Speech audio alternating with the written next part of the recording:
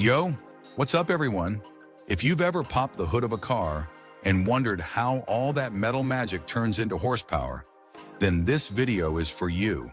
Today we're breaking down engines, what they are, how they work, and how all those parts come together to make your car go vroom. We're going to dive deep into the guts of an engine, but don't worry, I'll keep it simple and chill. By the end, you'll be able to impress your friends with some serious engine knowledge. Let's get started. So what exactly is an engine? At its core, an engine is basically a big air pump. It's a little more complex than that, but that's the basic idea. It takes in air and fuel, mixes them together, and ignites that mixture to create explosions. Yeah, explosions that push the car forward. Every time you press the gas pedal, you're asking for more of these explosions, which translates into more speed. The heart of an engine is the cylinder. Most cars have 4, 6, or 8 of these bad boys, and they're where all the magic happens. Inside each cylinder, there's a piston that moves up and down. When fuel and air are mixed and ignited, the explosion forces the piston down, and that movement is what ultimately turns your wheels. But there's more to it than just up and down movement. The pistons are connected to a crankshaft. Think of the crankshaft as the main player in converting that vertical motion into rotational motion, basically turning the linear power from the pistons into the spinning force that drives your car's wheels. That's what we call torque. More torque means more pulling power, which is why you see those big trucks bragging about their torque numbers. Now let's break down the main components of an engine, starting with the cylinder we just talked about. Each cylinder has a spark plug at the top. This little guy is responsible for igniting the air-fuel mixture. Without it, your engine's just a fancy air pump that doesn't do anything. The spark plug sends an electrical spark into the cylinder at just the right moment, causing that explosion we talked about. Timing is everything here. This explosion pushes the piston down, generating power. This whole process is known as the combustion cycle, and it repeats thousands of times per minute, depending on your engine's RPM, or revolutions per minute. Next up, we've got the camshaft and crankshaft. The camshaft is like the conductor of the engine's orchestra. It controls the opening and closing of the valves that let air and fuel into the cylinder and allow exhaust gases to escape. The timing of these valves is crucial because it has to match the movement of the pistons. If it's off, even by a little, you're gonna have a bad time.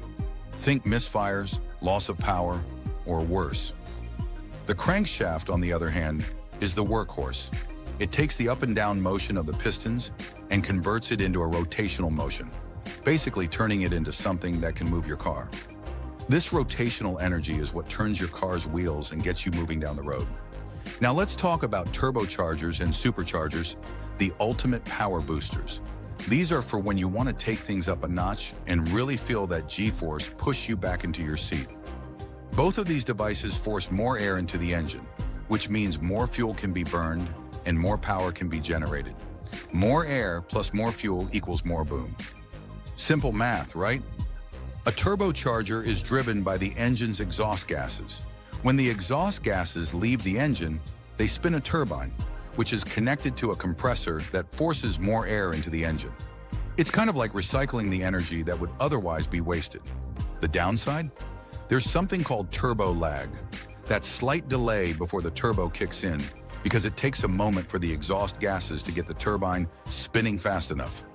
A supercharger, on the other hand, is directly connected to the engine via a belt, so it's always spinning whenever the engine is running. This means instant power, no lag, but the trade-off is that it uses some of the engine's power to run, so it's a bit less efficient than a turbo. Then there's the intake manifold, which distributes the air and fuel mixture to each cylinder. The design of the intake manifold can have a big impact on performance, especially at different RPM ranges. Some are designed for high torque at low RPMs, while others are optimized for high horsepower at high RPMs. So how do all these parts work together? It's like a perfectly timed dance. Air and fuel enter the cylinder, the piston moves up to compress the mixture, the spark plug ignites it, and boom, the explosion pushes the piston down, turning the crankshaft and ultimately spinning the wheels. One thing to keep in mind is that engines don't work alone. They're part of a bigger system. There's the cooling system that keeps everything from overheating, the lubrication system that ensures all the moving parts don't grind themselves to death, and the exhaust system that carries away all those spent gases. All of these systems have to work in harmony to keep the engine running smoothly.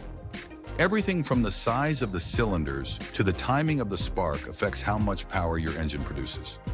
That's why tuning and modifying engines can get really technical, but also really rewarding. Want more horsepower?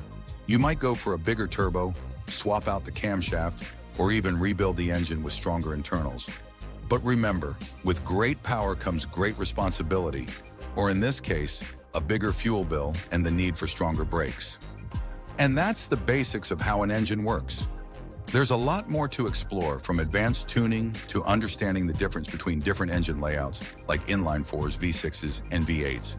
But if you've stuck with me this far, you've got a solid understanding. If you want more videos like this, hit that like button and don't forget to subscribe for more Gearhead content. Catch you in the next one.